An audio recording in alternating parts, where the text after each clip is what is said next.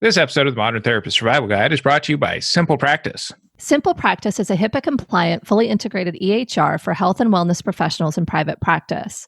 Simple Practice offers features like paperless intakes, automated billing for self-pay and insurance, free appointment reminders, secure messaging, telehealth, and more. Listen at the end of the episode for a special offer.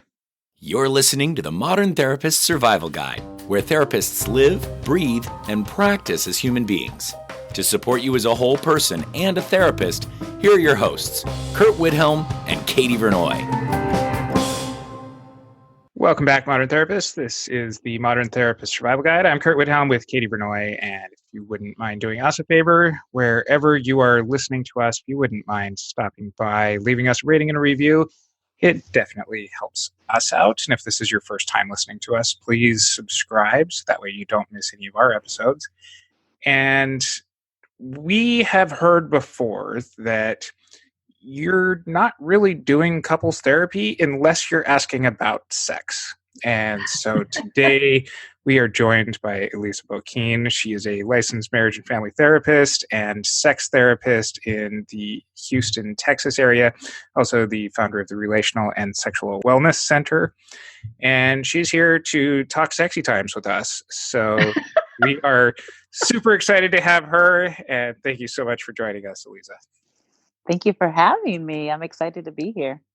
We are so excited to have this opportunity to talk with you. And we get to see you in person in LA. Oh my goodness. We would love to have you introduce yourself. So who are you and what are you putting out into the world? Yeah, so I'm Eliza Boquin. I am the owner and founder of the Relationship and Sexual Wellness Center here in Houston, Texas. I'm a relationship therapist, a sex therapist, in addition to all the other roles that I play. But what I'm putting out into the world is healing, really working on helping people to heal from shame and to have more satisfying, mutually satisfying relationships that are pleasure-filled and shame-free. So I always kind of wonder when people get into this specialty of how you got into sex therapy, because this seems like such an area that so many people are not comfortable talking about. And here you are just kind of being like, hey, yeah, sex, let's talk about it. Let's put it right out there. So can you kind of walk us through how you got to where you are? Absolutely.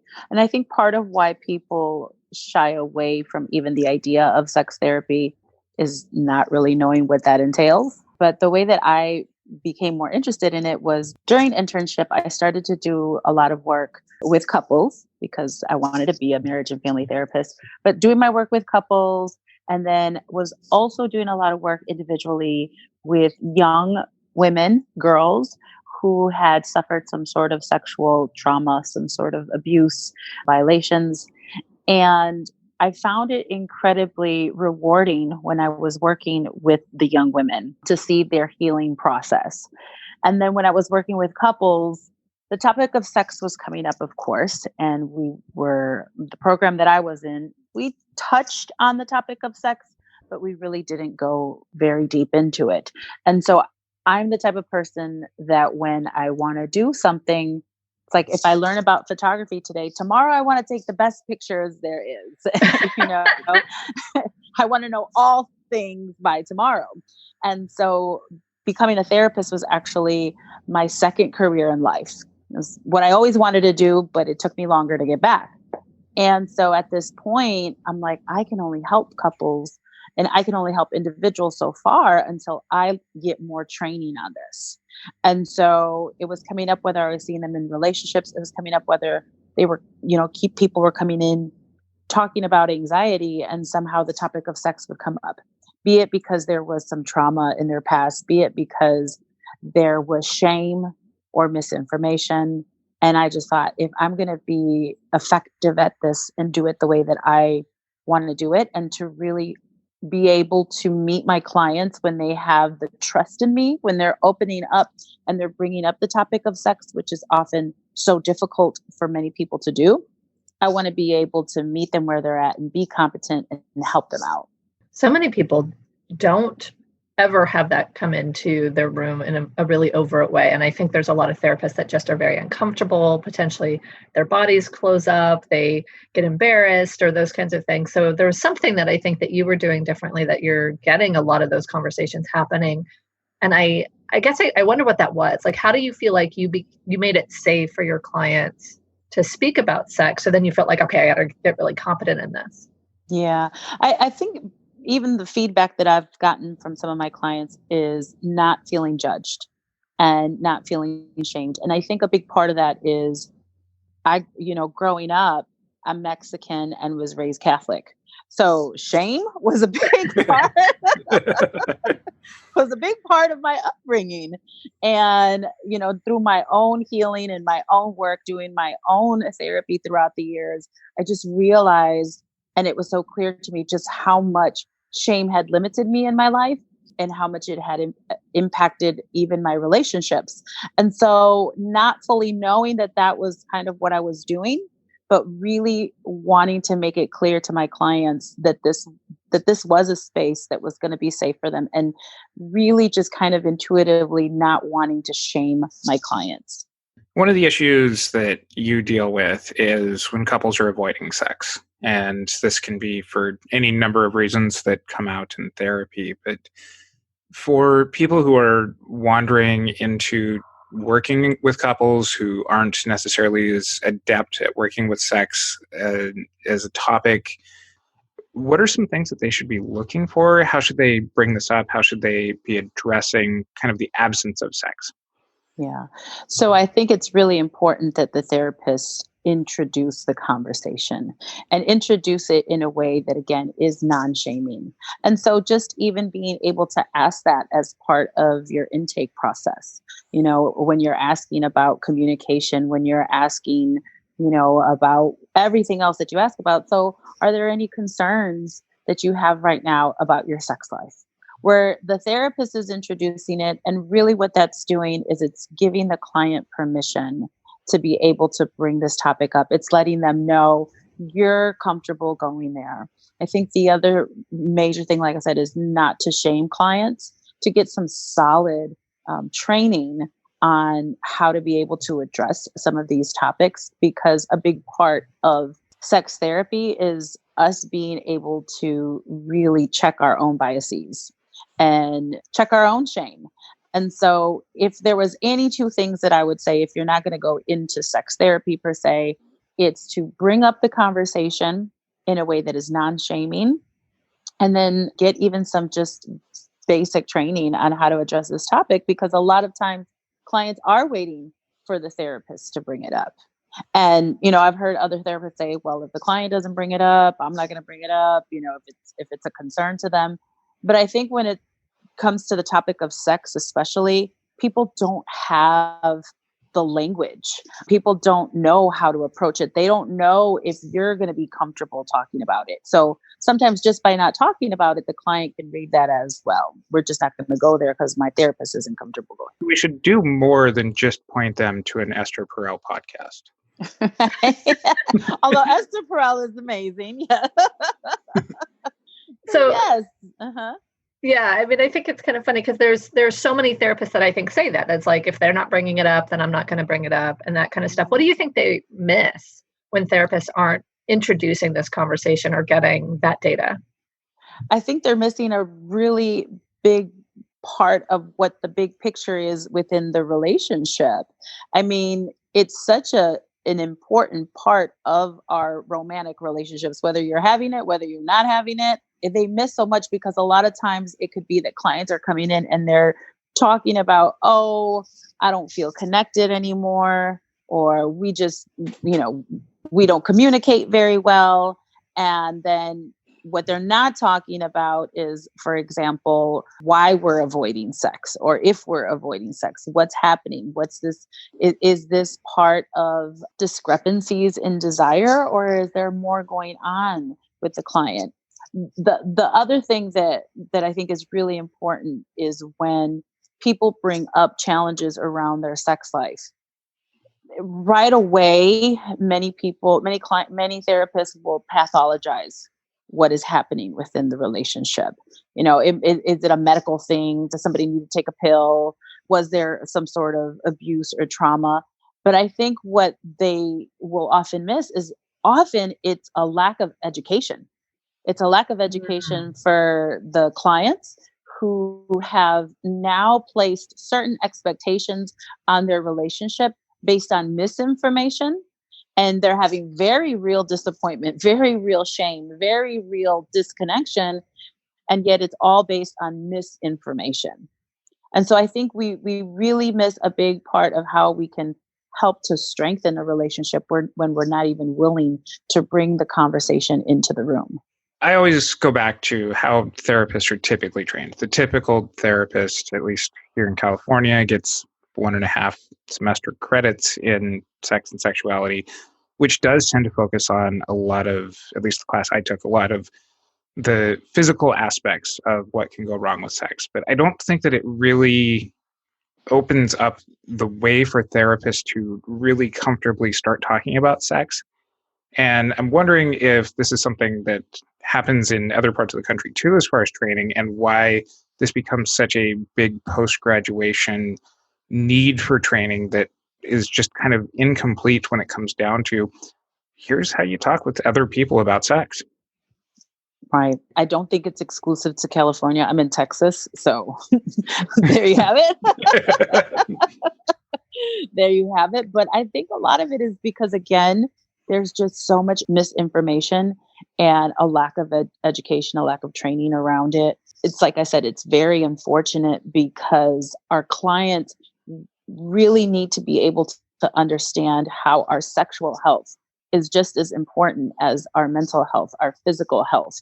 And if we're not addressing this major piece of who we are, that we are born sexual beings with sexual parts, we're missing just such a big part of how we can help our clients and how they can learn also how to enhance their lives. Because sex therapy goes beyond just performance, right? It goes beyond, when you're a sex therapist, you get really interesting phone calls also. So it goes beyond just what are the functions of sex or the act of sex. There's so much that's tied into our sexuality and how we see ourselves and the conversation of pleasure and what happens to us when we're aging and our sexuality. What happens when we have some sort of chronic illness that happens, or we're diagnosed with cancer, and afterwards, what happens to my sex life after I've gone through chemo treatments? What happens to my sex life after I've had a child? And so again, we're ignoring this big piece that I will say also a lot of physicians ignore and don't really give our clients the information that they need to really empower them and to really understand what's going to happen to your body as your body changes, as life changes, as your relationship changes. And a big part, I think, of sex therapy also is grief therapy, into what happens when I'm in a relationship for 10, 15 years and the sex life that we had at the beginning is no longer. So there's just so much to it that goes beyond just the act of sex. I think the thing that started coming up for me when you were talking, especially when you mentioned bias, but also just kind of all of the things that were not taught. And, I was trained quite a while ago as a therapist, and, maybe they talked about homosexual sex, but it was all very couples based. And there was just not a lot of looking at the diversity of sexual orientation or expression or gender fluidity. Like there wasn't a lot of that there. And so to me, it seems like there's this whole array of knowledge that I need to kind of update continually and that kind of stuff. Where have you found to be the most solid kind of adjunct training for folks who are wanting to dig into this more deeply? So I'm going to be really biased here because I loved my program that I went through. The program that I went through is through the University of Michigan, Sexual Health Certification Program. And it is an amazing program. And the reason why I love that program is because it was an interdisciplinary program. So I wasn't just in a cohort with other therapists. I was in there with, educators, psychiatrists, OBGYNs. I had no idea that there are physical therapists who specialize in pelvic floor physical therapy. So I learned so much, not only from my instructors, but from the people in my cohort, and was able to also develop this amazing network of colleagues that I can consult with after my training. So University of Michigan has an amazing program. If someone is interested, AASECT, AASECT, is kind of the organization that sets the kind of gold standard for what type of training they want their therapists to go through to be able to say they've been AASECT certified and getting supervision after that, et cetera, et cetera. So it's a commitment. It's a commitment. But I think it's just so important that even if you're not going to specialize in this, to be able to take some courses on being able to do even the basics of introducing the conversation, right? Because sometimes it may not be that someone needs to see a sex therapist per se. That at that point, then you would know, okay, I can refer out to a sex therapist who can possibly go in deeper than I can. But a lot of these conversations, or a lot of the topics, may be something that you don't need years and years of training for. You just need to be able to have the conversation with your clients. You mentioned a little bit earlier about some of the phone calls that you get. What? Phone calls, email. But I got to imagine, maybe not at this point in your career, of the things that even come up in sessions too. But what catches you off guard these days that all of this education doesn't really prepare you for? It's really not even that scandalous, but what really catches me off guard is just how much misinformation there is out there, and how it continues to impact well-educated, successful, well-rounded people. Just how much misinformation is still out there, and how much they continue to base their expectations of what their body is supposed to do, what their partners are supposed to do, their expectations, or sexpectations, as I like to call it, that they have about sex. So as long as I've been doing it, I'm still surprised that people are still so misinformed. What is the thing that you are most surprised that people are misinformed about? That I hear this a lot, that their partners should know how to please them, that their partners should know how to please them. Their partners should know, especially if you've been with somebody for a really long time. I shouldn't have to tell you. If you loved me, you would know. And I'm still, every time that it comes up, it's especially when I go into the conversation asking that particular client, like, so what is it that you want? What is it that turns you on? And people will, and this will say, and it's a generalization, but this is what I've seen more often than not. It's typically women, because they are so disconnected from their bodies a lot of time, and they don't get the permission to be sexual beings and to embrace that and all that means. They don't know what turns them on, or they have shame about what turns them on, or they want their partners to know. And when I ask them, well, what is it that you want? What is it that turns you on? They don't know. It's sometimes the first time someone's asked them before, or they're really uncomfortable with even having to figure it out.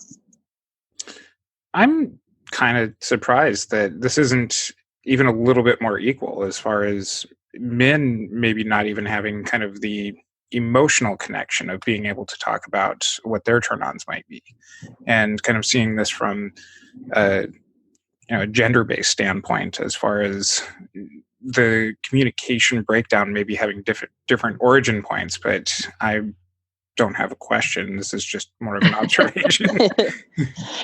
What's interesting, what I see a lot when I'm working with men is there's a lot of, I think, misconceptions. What I've seen in my work, misconceptions that men don't want to have the emotional ties into being sexual. That's one big thing. The other big thing is just how much misinformation and myths about men's sexuality impacts them. The idea that all men want it all the time and they should be ready to go, and how much that impacts a relationship when that's not the reality. And what I find a lot, in particular when I'm working with heterosexual couples, I see this a lot when I'm working with the men, is this anxiety about men disappointing their partners, not kind of living up to this expectation or this performance level. So it continues to surprise me, but then it doesn't. It's still upsetting as to how much we internalize these messages about how we're supposed to perform during sex, and just how it wreaks havoc on a relationship. I imagine that along with that is even shame around bodies on both sides of, a lot of the men that I hear coming through my practice talk about, being embarrassed about their penis size and, this is something again where I think that there's different ideas based on which gender we're talking about here, but of that expectation and that shame of not being able to meet a expectation that's based out of misinformation. Right. And so one of the questions that I will often ask my clients when they first come in and they're having some sort of sexual issues is I will ask them where they learned about sex. Where was their education? And I always use the example that if they came to me and they're telling me that they really want to figure out why they're having so many issues with driving, they're constantly getting tickets, they're getting pulled over, they've been into, traffic court way too many times. First thing I'm going to ask you is, where did you learn to drive? So if you tell me watching the Fast and the Furious, right, like, if that was your driver's ed, we're going to have some problems, right? Because it's Fast and the Furious, fun movie, it's fantasy. So we're not going to base how we're going to drive on the Fast and the Furious.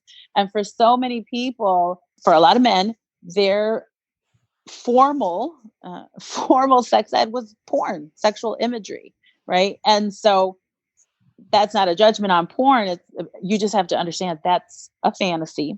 That's that's not what we can base our expectations on. And for a lot of women, we'll base their expectations on it also, as far as how their bodies are supposed to perform, what their bodies are supposed to do, what they're supposed to like according to. So a lot of sex therapy really is education, sex education, and giving clients some accurate information. And a lot of times, even just giving them that information is what they need. Well, I imagine that there's also a lot of cultural impacts based on how people are raised, based on, kind of religion or spiritual beliefs. I think, to me, it seems like there's such an intersection of kind of what society at large says about sex. And I think in the United States, we're generally pretty locked down. This is not appropriate conversation for much of, I think, American society. And then there's also kind of within that, all the subgroups of folks and how each culture, each religion looks at it. How do you unpack all of that? Because it seems like there's just so many pieces that are going to impact how someone views sex, how they get past shame, bias, kind of just any of the things, inaccurate information, expectations. How do you unpack all of that? Well, I've always focused first on what is it that my client is there to see me for? What is it that they're wanting to get out of therapy? And then we're going to do a good amount of exploring as to, okay, what were the messages that you got growing up about sex? Because one thing that I find more often than not is we may grow up having certain messages around sex, and we get to a point in our lives where we say, well, that doesn't apply to me. I reject that. That was what my mother thought, my father thought, but I'm over that. right? But Yeah. then you see how in your present day life, it's actually still impacting you because it's so wired within us. The messaging is so deep.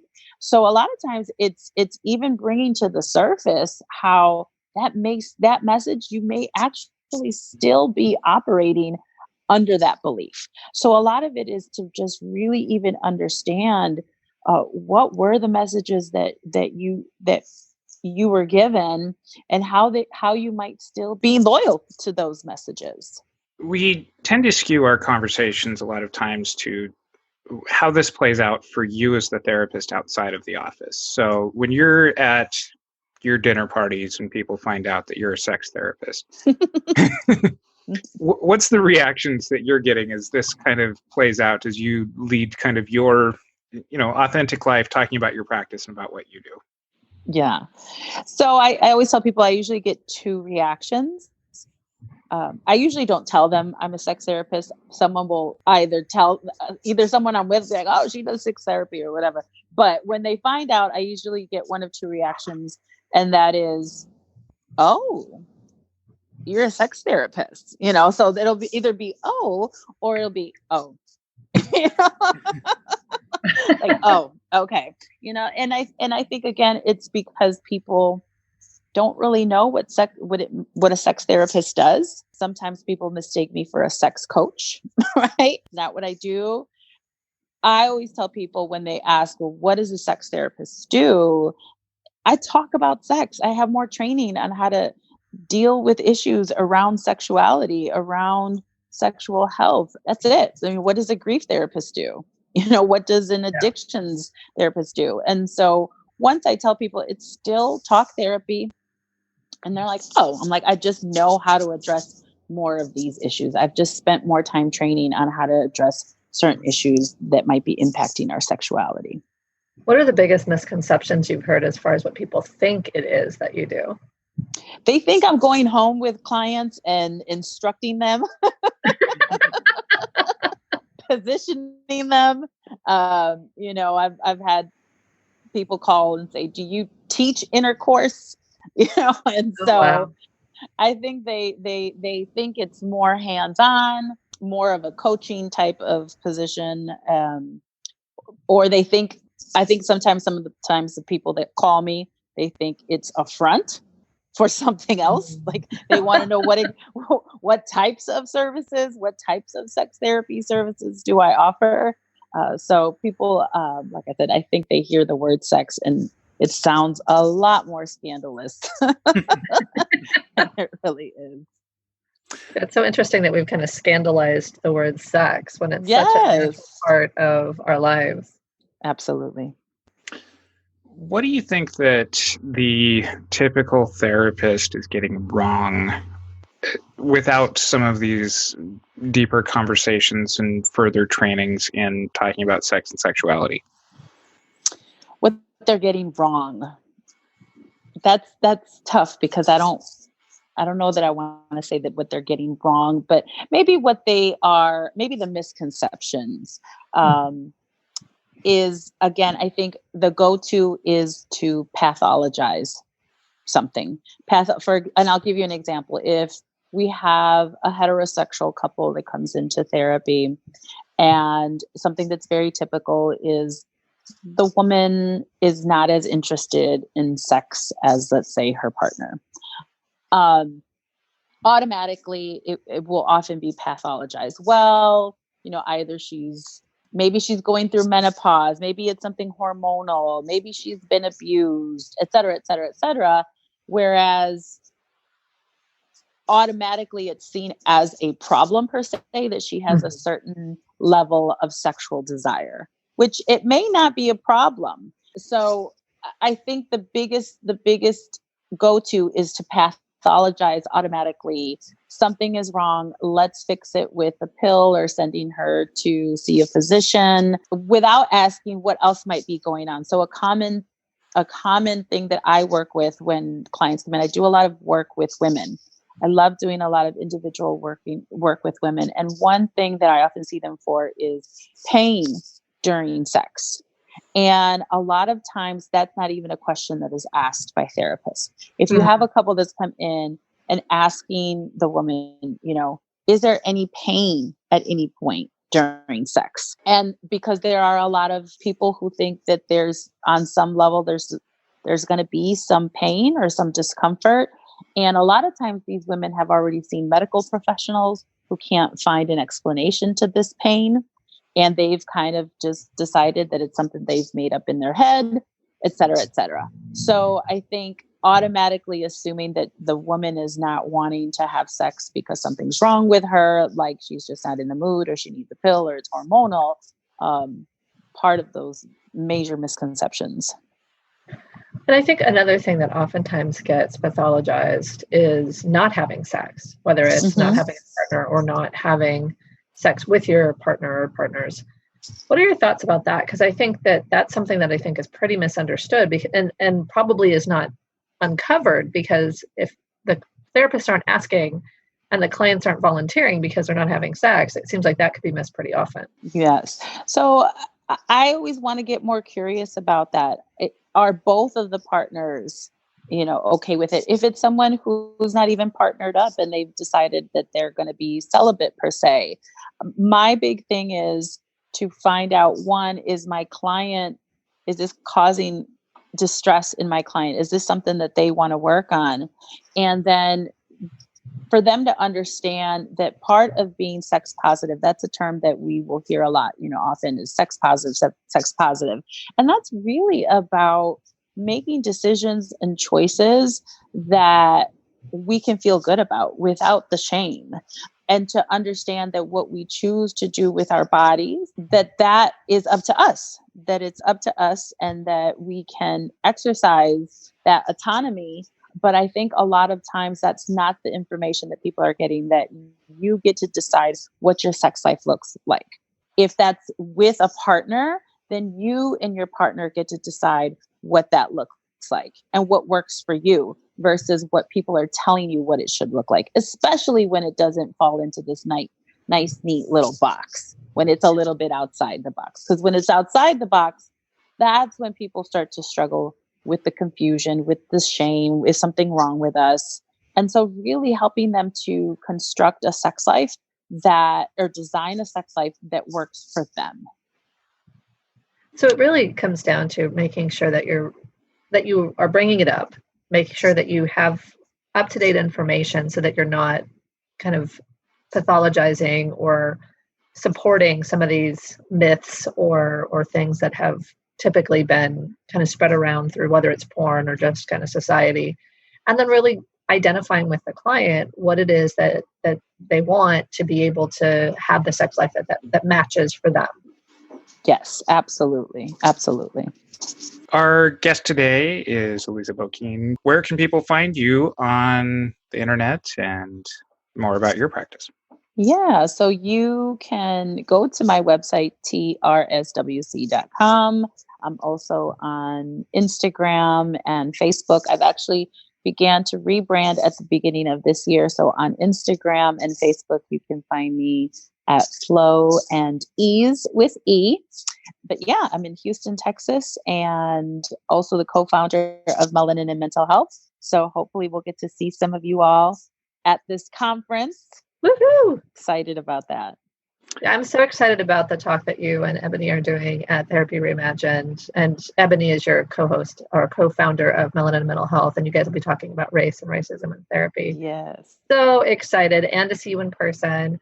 And you guys will have a little booth there so you can, sell all your swag. So excited you're going to be there. Yeah, I'm excited too. And we'll have links to Eliza's stuff in our show notes. You can see those at mtsgpodcast.com. You can also find out more about the Therapy Reimagined conference coming up here October 18th and 19th here in the Universal City area of Los Angeles. 2 days, we have up to 30 CEUs if you're going with the different levels of tickets, some of them live, some of them you'll do online. All of our CEs are covered by Simple Practice. They're doing a great job of helping us out. And until next time, I'm Curt Widhalm with Katie Vernoy and Eliza Boquin. Thanks again to our sponsor, Simple Practice. Simple Practice is a HIPAA-compliant, fully integrated EHR for health and wellness professionals in private practice.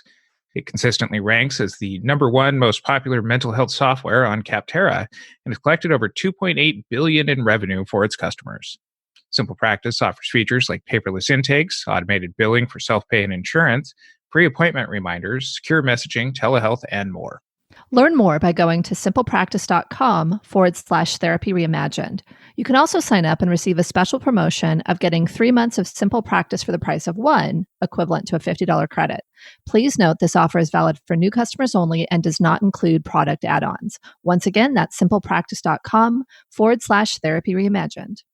Thank you for listening to the Modern Therapist Survival Guide. Learn more about who we are and what we do at mtsgpodcast.com. You can also join us on Facebook and Twitter. And please don't forget to subscribe so you don't miss any of our episodes.